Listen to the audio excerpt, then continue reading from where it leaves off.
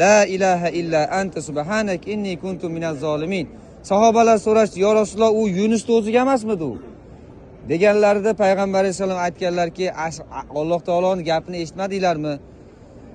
Biz shunday qilib mu'minlarga foyda beramiz, yordam beramiz, najot beramiz degan. Kim shu duoni o'qisa, Alloh taolo inshaalloh najot beradi. O'shaning uchun hozir birinchi aylanishimizda la ilaha illa anta subhanak inni kuntu minaz zolimin. Aytingchi, la ilaha illa anta subhanak inni kuntu minaz zolimin.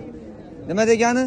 Allohdan boshqa iloh yo'q, har qanday ayb nuqsondan pok zot, albatta men o'zimga o'zim zulm qildim degani.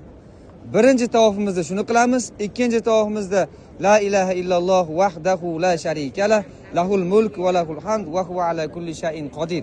Shuni qilamiz. Uchinchi tavofimizda nimani aytaylik? Kim aytadi? Qaysi zikrni qilaylik?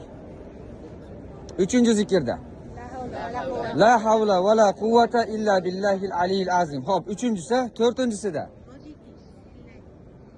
To'rtinchisida mana aytamiz. Subhanallohi va bihamdihi, subhanallohil azim.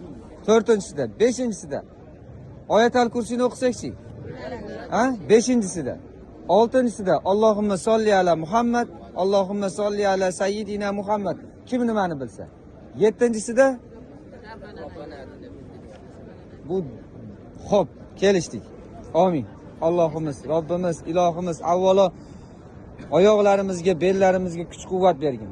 Sog' salomat inshaalloh tavoflarimizni oxirgacha yetkazib, ajr mukofotlarini oxirgacha olib, qiyomat kuni kitobimizni ko'rib ko'zlarimizni quvontirgin. Allohu akbar. Boshladik.